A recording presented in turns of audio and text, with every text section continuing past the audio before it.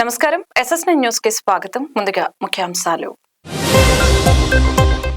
మరో 5 రోజుల్లో మేమంతా సిద్ధం అంటున్న జగన్. ఎమ్మెల్యే ఎంపీ అభ్యర్థులకు చంద్రబాబు వర్క్షాప్. 35 మంది సముద్రపు దొంగలతో ముంబై చేరుకున్న భారత యుద్ధ నౌక. 33 ఏళ్ల తర్వాత లోక్సభ ఎన్నికల బరిలో మధ్యప్రదేశ్ మాజీ సీఎం దిగ్విజయ్ సింగ్. రామ్ చరణ్ బర్త్డేకి బ్లడ్ డొనేషన్ డ్రైవ్ ను ప్రారంభించనున్న దిల్ రాజు. రాణించిన మిడిల్ ఆర్డర్. IPL 2024 లో చెన్నై సూపర్ కింగ్స్ బోని. 2000 సార్వత్రిక ఎన్నికల నేపథ్యంలో మేమంతా సిద్ధమంటూ జగన్ జనంలోకి రానున్నారు. మరో 5 రోజుల్లో నేనున్నాను అంటూ జనం కోసం జగన్ బరిలోకి దిగుతున్నారు. ప్రజల మధ్యలో మంచిని కాంక్షిస్తూ మళ్ళీ జగనన్నకి జై కొట్టడానికి మీరు సిద్ధమా అంటూ అందరి కలల్ని సాకారం చేస్తున్న వైఎస్ జగన్ ని మరొకసారి గెలిపించుకుందామని నమ్మకంతో ఉన్న ప్రజల కోసం జగన్ సిద్ధమయ్యారు. రానున్న ఎన్నికల్లో విజయం సాధించాలనే పట్టుదలతో టీడీపీ ఉంది. గెలుపు కోసం టీడీపీ అధినేత చంద్రబాబు వ్యూహాలను రచిస్తూ ఉన్నారు. ఎంపీ, ఎమ్మెల్యే, నియోజకవర్గం ఇన్ఛార్జీలకు ఈ రోజు చంద్రబాబు అధ్యక్షతన టీడీపీ వర్క్ షాప్ నిర్వహించారు. ఈ కార్యక్రమంలో అభ్యర్థులకు చంద్రబాబు కీలక సూచనలు, సలహాల గురించి వివరించారు. ఉదయం 10 గంటలకు ప్రారంభమైన వర్క్ షాప్ మధ్యాహ్నం 1:30 వరకు జరగనుంది. వర్క్ షాప్ ను ఉద్దేశించి చంద్రబాబు ప్రసంగించారు. ఎన్ని సీట్లనే కాకుండా రాష్ట్రం గెలవాలి, ప్రజలకు న్యాయం జరగాలని మనం ముందుకు పోయినప్పుడు నాకైతే బాగా గుర్తుంటుంది. ఇక్కడ కొంతమంది ఉన్నారు, కొంతమంది రాలేదు. కానీ విశాఖ సౌత్ బాబ్జీ, అనకాపల్లి గోవింద్, పిఠాపురం వర్మ, నిడదవోలు శేషారావు, ఉంగుటూరు ఆంజనేయులు, తెనాలి ఆలపాటి, తిరుపతి సుగుణమ్మ, ఇలాంటి 31 మందికి మనం సీట్లు ఇవ్వలేకపోయాం తెలుగుదేశం పార్టీ. ఇదే విధంగా మిగిలిన సీట్లు జనసేన సీట్లు ఇవ్వలేకపోయారు. పోయినసారి పోటీ చేసిన సీట్లో కూడా జనసేన అకామిడేట్ చేయలేకపోయారు. 2019లో పోటీ చేశారు. ఈసారి పొత్తుల ధర్మంగా వాళ్ళు ఇవ్వలేకపోయారు. అదేవిధంగా బీజేపీలో పోటీ చేశారు, వాళ్ళు కూడా ఇవ్వలేకపోయారు. అదే సమయంలో మీరు చూస్తే పాతపట్నం రమణ, శ్రీకాకుళం లక్ష్మీదేవి, మైలవరం దేవిని నుమ, పెదకూరపాడు శ్రీధర్, మన పార్టీలో సీట్లు ఇచ్చాం. మన పార్టీలో ఉండే వ్యక్తులు కూడా మనం అకామిడేట్ చేసుకోలేకపోయాం. ఈ విషయం మీరు గుర్తుపెట్టుకోవాల్సిన అవసరం ఉంది. అంటే వాళ్ళు కష్టపడలేదని కాదు, కష్టపడ్డారు. కానీ రాష్ట్రం కోసం, ప్రజల కోసం త్యాగం చేయాలనుకున్నప్పుడు వినబిలిటీ ఒక క్రైటీరియాగా పెట్టుకున్నాం. ఈ విషయం మీరు అందరూ గుర్తుపెట్టుకోవాల్సిన అవసరం ఉంది. ఈసారి ఎన్నికల్లో ఎంపిక చేసిన విధానం మీరు చూస్తే 3 పార్టీలతో పొత్తు పెట్టుకున్న తర్వాత, ముగ్గురం కూర్చొని ఒక నిర్ణయం చేసిన తర్వాత ఏ సీట్ ఎవరికి పోతుందో ముగ్గురం కలిసి, ఎందుకంటే వాళ్ళకు బలం ఉండాలి, మనం కూడా గెలవాలి, అందరం గెలవాలనే ఉద్దేశంతో ఇవన్నీ కూడా సెటిల్ చేసుకున్నాం. చాలా ఎలాబొరేట్గా అవర్స్ టుగెదర్ కూర్చున్నాం. స్లీప్లెస్ నైట్స్ కూడా, ఓసారి రాత్రి అంతా కూడా వర్క్ చేసిన రోజులు ఉన్నాయి. పొత్తులైనాయి. పొత్తులైన తర్వాత మన క్యాండిడేట్స్ గురించి మళ్ళీ వాళ్ళు ఎక్సర్సైజ్ చేస్తున్నారు, నేను కూడా ఎక్సర్సైజ్ చేస్తున్నాను. ఇంకా కొంత ఉంటాయి కూడా చేస్తున్నాం. పొత్తులైన తర్వాత నేను ఆలోచించిన విధానం మీరు చూసి, ఈసారి 3 పార్టీలు కూడా ఆలోచన ఒకటే, వినబిలిటీ. పెట్టిన అభ్యర్థి గెలవాలి. ప్రజలు ఓటేయాలనుకున్నా ఓటేయించుకునే శక్తి, సమర్థవంతంగా ధీటుగా పోరాడే వ్యక్తి మనం పెట్టుకోవాల్సిన అవసరం ఉంది. సోమాలియా తీరంలో సముద్రపు దొంగలు ఆట కట్టించిన భారత యుద్ధ నౌక INS కోల్కతా ఈ ఉదయం ముంబై తీరం చేరింది. ఆ వెంటనే తాము బంధించిన 35 మంది సముద్రపు దొంగలను ముంబై పోలీసులకు అప్పగించింది. అరేబియన్ సముద్రం, గల్ఫ్ ఆఫ్ అడెన్ లో వాణిజ్య నౌకలు ఎలాంటి ఆటంకాలు లేకుండా సాఫీగా సాగిపోయేందుకు ఇండియన్ నేవీ ఆపరేషన్ సంకల్ప్ చేపట్టింది. ఇందులో భాగంగా నౌకలను మోహరించింది. ఈ నెల 15న అరేబియా సముద్రంలో పైరెట్ల నౌక XMV రుయన్ ను అడ్డగించిన భారత నౌక ఐఎన్ఎస్ కోల్కతా 40 గంటల ఆపరేషన్ అనంతరం 35 మంది సముద్రపు దొంగలను బంధించింది. ఈ ఆపరేషన్ లో ఐఎన్ఎస్ కోల్కతాకు సాయంగా ఐఎన్ఎస్ సుభద్ర కూడా చేరింది. ఈ రెండిటికి సపోర్టుగా భారత వాయుసేన కూడా రంగంలోకి దిగటంతో ఆపరేషన్ మరింత ఈజీగా ముగిసింది. 35 మంది పైలట్లతో అక్కడి నుంచి బయలుదేరిన నౌక ఈ ఉదయం ముంబై తీరం చేరుకుంది. కాంగ్రెస్ సీనియర్ నేత దిగ్విజయ్ సింగ్ ఈసారి లోక్సభ ఎన్నికల బరిలో దిగుతున్నారు. ఈ విషయాన్ని ఆయన రాజ్గఢ్ జిల్లాలో కాంగ్రెస్ పార్టీ ఏర్పాటు చేసిన ఓ కార్యక్రమంలో వెల్లడించారు. రాబోయే పార్లమెంట్ ఎన్నికల్లో అధిష్టానం ఆదేశాల మేరకు తాను రాజ్గఢ్ నుంచి పోటీ చేస్తున్నట్లు స్పష్టం చేశారు. కాగా దిగ్విజయ్ సింగ్ 33 ఏళ్ల తర్వాత రాజ్గఢ్ నుంచి పోటీ చేస్తూ ఉండటం గమనార్హం. తాజాగా జరిగిన కాంగ్రెస్ ఎన్నికల కమిటీ సమావేశంలో పార్టీలోని దిగ్గజ నేతలను రంగంలోకి దింపాలని అధిష్టానం నిర్ణయించింది. దీంతో రాజ్గఢ్ పార్లమెంటు స్థానం నుంచి మాజీ సీఎం దిగ్విజయ్ సింగ్ పేరును ఖరారు చేసినట్టు తెలుస్తోంది. और ये भी सहयोग है कि आज हम वापस उन्हीं के वेयर हाउस में गोरी जी आपको बहुत बहुत धन्यवाद।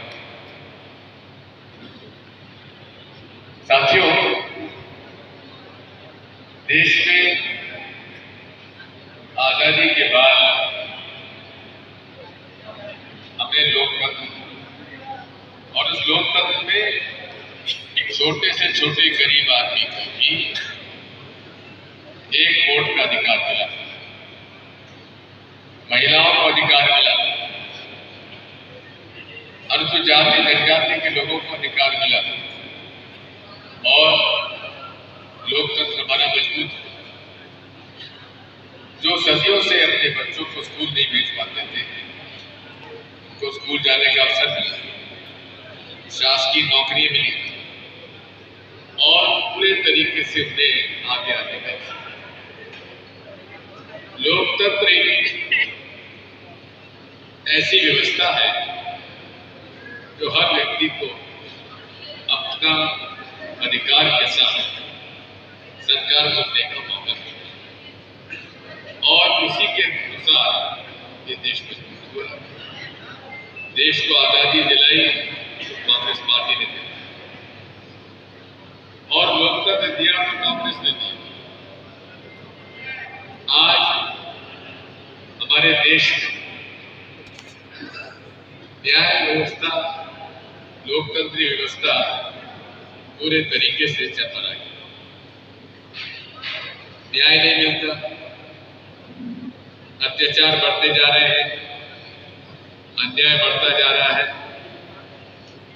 मोदी जी ने कहा था न खाऊंगा न खाने दूंगा, लेकिन आज कोई ऐसा थाना, कोई तहसील, कोई ब्लॉक ऐसा छोटा नहीं है जहां बिना रिश्वत के कोई काम होता और कोई सुनने वाला नहीं। जिसकी शिकायत करो उसी के पास जांच करने के लिए उसी के पास पहुंच जाती है, तुम ही अपनी शिकायत की जांच करके हमारे पास भेज। कहने का मेरा मतलब यह है कि पूरे देश में आज लोकतंत्र खतरे में। ఢిల్లీ లిక్కర్ కేసులో 7 రోజుల ఈడీ కస్టడీ ముగియటంతో ఎమ్మెల్సీ కవితను అధికారులు రౌస్ అవెన్యూ కోర్టులో ప్రవేశపెట్టారు. ఈ సందర్భంగా కవితను మరో 5 రోజుల కస్టడీకి ఇవ్వాలని ఈడీ కోరింది. ఇరువైపుల వాదనలు విన్న న్యాయస్థానం కవిత కస్టడీని 3 రోజులు పొడిగించింది. అంతకుముందు తమ విచారణకు కవిత సహకరించడం లేదని ఈడీ ఆరోపించింది. సమీర్ మహీంద్రతో కలిపి కవితను ప్రశ్నించాలని తెలిపింది. లిక్కర్ స్కామ్ లో కోట్లలో కిక్ బ్యాంకులు అందాయని ఈడీ పేర్కొంది. సౌత్ గ్రూప్ కు 100 కోట్లు చేరాయని ఆరోపించింది. కవిత ఫోన్ డేటాను తొలగించినట్లు తమ దర్యాప్తులో తేలిందని ఈడీ కోర్టుకు తెలియజేసింది.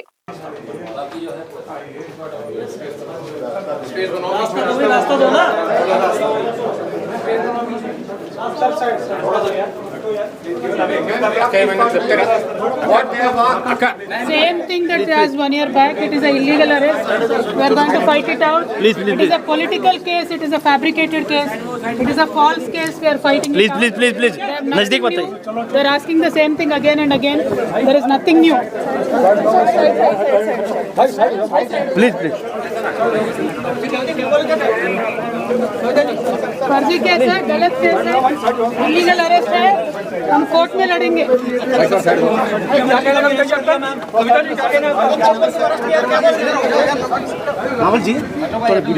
గన్నవరంలో కడప టీడీపీ ఇన్ఛార్జి రెడ్డప్ప మాధవి హల్చల్ చేశారు. కారులో వెళ్తూ వైసీపీ కార్యాలయాన్ని మాధవి ఫోటో తీయడంతో ఫోటో ఎందుకు తీస్తున్నారని వైసీపీ కార్యకర్తలు ప్రశ్నించారు. వైసీపీ కార్యకర్తల్ని మాధవి ఇష్టానుసారంగా మాటలతో దూషించారు. మాధవి తీరుపై వైసీపీ కార్యకర్తలు పోలీసులకు ఫిర్యాదు చేశారు. కారు రోడ్డు మీదే ఆపేసి మాధవి టీడీపీ కార్యకర్తలను పిలిపించారు. సంఘటన స్థలానికి పోలీసులు చేరుకున్నారు. టీడీపీ కార్యకర్తలకి పోలీసులకి మధ్య వాగ్వాదం చోటు చేసుకుంది.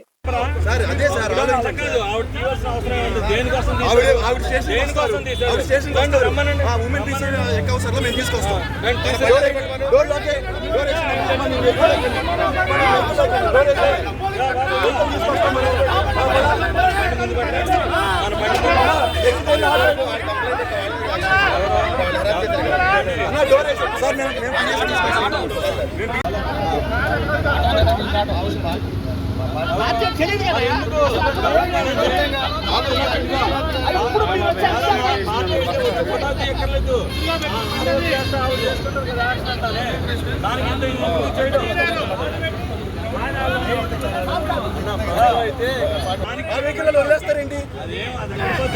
ఇది ఎక్కడికి పోదులే సార్. అయితే డోర్ వేసేయండి. అయితే ఏంటి సార్ అసలు ఒకవైపు ఫేవర్గా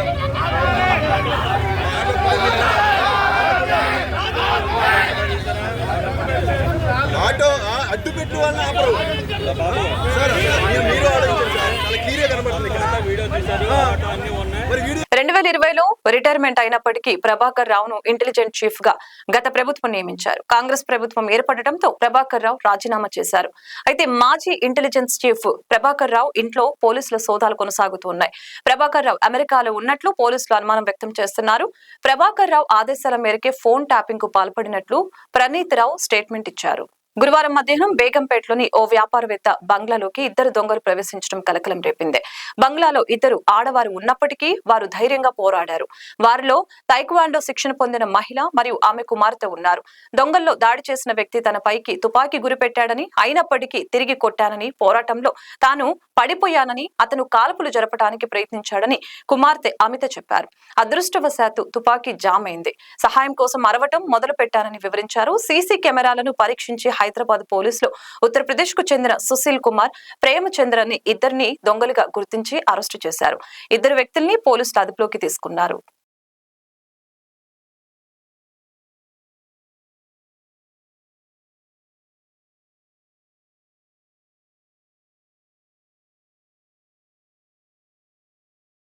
అనారోగ్యంతో బాధపడుతున్న నిరుపేద కుటుంబానికి ఎమర్జెన్సీ బ్లడ్ సర్వీస్ గ్రూప్ శుక్రవారం అండగా నిలిచిందని, యువతి వివాహానికి అండగా వీరు సేవలు అమూల్యమని నిస్వార్థమైన Red Cross chairman P Jaganmohan Rao, star club coordinator S Jogi Naidu తెలిపారు.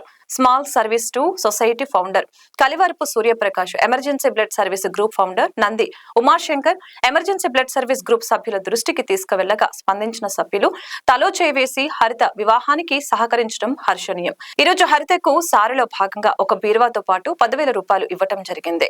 జీన్స్ మేళ కుమార్ ఒక జత బట్టల్ని అందించారు.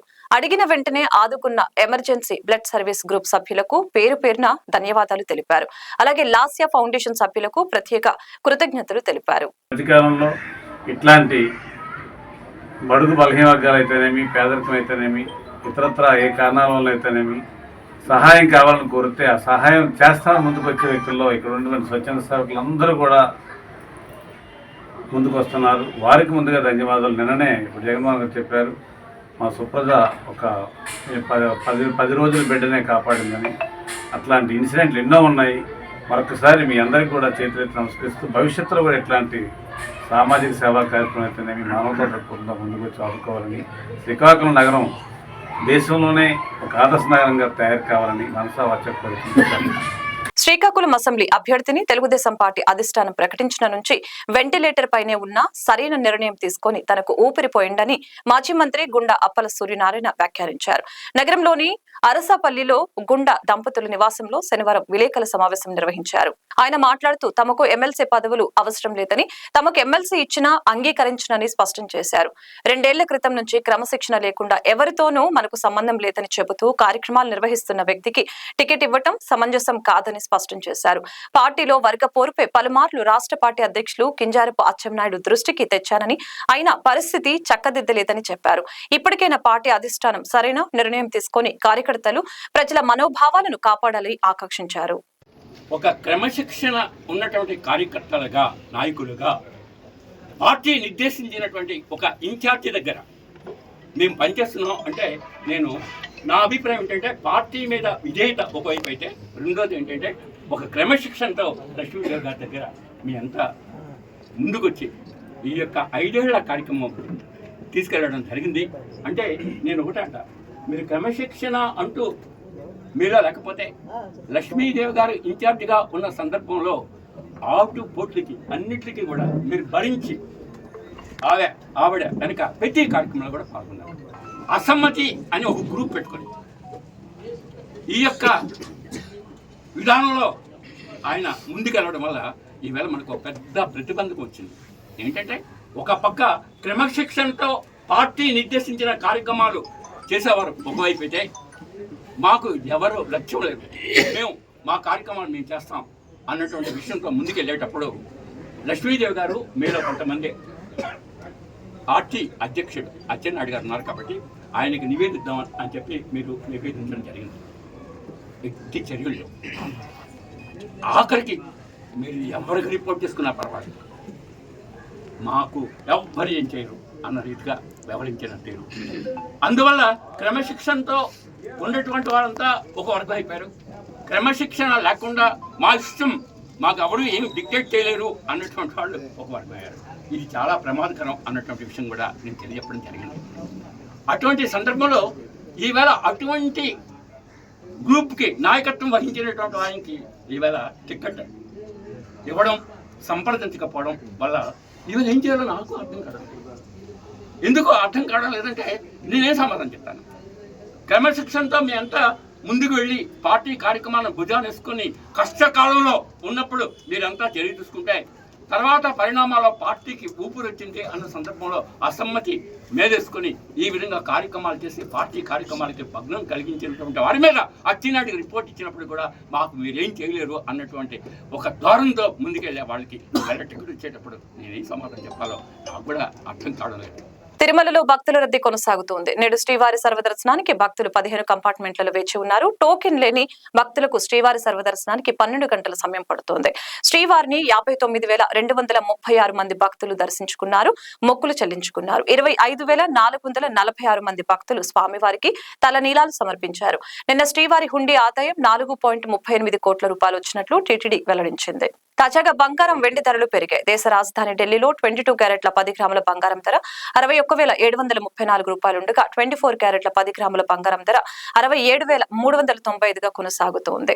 హైదరాబాద్, విజయవాడలో 22 క్యారెట్ల 10 గ్రాముల బంగారం ధర 61,250 రూపాయలు ఉండగా 24 క్యారెట్ల ధర 68,390 రూపాయలుగా ఉంది. ఢిల్లీలో కిలో వెండి ధర 77,500 ఉంది. హైదరాబాద్, విజయవాడలో కిలో వెండి ధర 80,500 రూపాయలుగా కొనసాగుతుంది. ఐటీసీ, ఎల్ఎన్టీ, మారుతి సుజుకి షేర్లు రికార్డుల ర్యాలీతో పాటు ఏడాదిలో 3 సార్లు వడ్డీ రేట్ల తగ్గింపు ఉండొచ్చని ఫెడరేషన్ సంకేతాలతో స్టాక్ సూచీలు 3వ రోజు లాభాలు ఆర్జించాయి. సెన్సెక్స్ 197 పాయింట్లు పెరిగి 72,832 వద్ద స్థిరపడింది. నిఫ్టీ 83 పాయింట్లు బలపడి 227 వద్ద నిలిచింది. ఉదయం భారీ నష్టాలతో మొదలైన సూచీలు జాతీయ, అంతర్జాతీయంగా నెలకొన్న సానుకూల సంకేతాల ప్రభావంతో వెంటనే లాభాల్లోకి మళ్లాయి. RRR సినిమాతో గ్లోబల్ స్టార్ ఇమేజ్ ను సొంతం చేసుకున్న రామ్ చరణ్ పుట్టినరోజు దగ్గర పడుతోంది. ఈ నెల 27న చరణ్ పుట్టినరోజు జరుపుకుంటున్నాడు. చరణ్ పుట్టినరోజును పురస్కరించుకొని బ్లడ్ డొనేషన్ డ్రైవ్ ను నిర్వహించబోతున్నారు. రేపు ఉదయం 10 గంటల నుంచి హైదరాబాద్ లోని చిరంజీవి బ్లడ్ బ్యాంక్ లో ఈ డ్రైవ్ కొనసాగుతుంది. ప్రముఖ సినీ నిర్మాత దిల్ రాజు చేతుల మీదుగా ఈ డ్రైవ్ ప్రారంభమవుతుంది. మిడిల్ ఆర్డర్ బ్యాటర్లు రాణించడం, బౌలర్లు ఆకట్టుకునే ప్రదర్శన చేయడంతో ఐపీఎల్ 2024లో defending champion Chennai Super Kings బోని కొట్టింది. చెన్నై వేదికగా జరిగిన తొలి పోరులో ఆర్సీబీపై గైక్వాడ్ సేన 6 వికెట్ల తేడాతో ఘన విజయం సాధించింది. 174 పరుగుల లక్ష్యాన్ని 8 బంతులు మిగిలి ఉండగానే ఛేదించింది. టాస్ గెలిచి తొలుత బ్యాటింగ్ చేసిన ఆర్సీబీ నిర్ణీత 20 ఓవర్లలో 6 వికెట్ల నష్టానికి 173 పరుగులు చేసింది. ఇక లక్ష్య చేతనలో చెన్నై బ్యాటర్లు సమిష్టిగా రాణించారు. సిఎస్కే కెప్టెన్ రుతురాజ్ గైక్వాడ్, రచిన్ రవీంద్ర తొలి వికెట్ ను 38 పరుగుల భాగస్వామ్యాన్ని నెలకొల్పారు. మిడిల్ ఆర్డర్ లో శివం దూబే, రవీంద్ర జడేజా 66 పరుగుల అజయ భాగస్వామ్యాన్ని నెలకొల్పడంతో చెన్నై సునాయాసంగా విజయం సాధించింది. 18.4 ఓవర్లలో 176కి 4 వికెట్లతో మ్యాచ్ ను ముగించారు. వార్తలు ముగించే ముందు ముఖ్యాంశాలు మరొకసారి. మరో 5 రోజుల్లో మేమంతా సిద్ధం అంటున్న జగన్.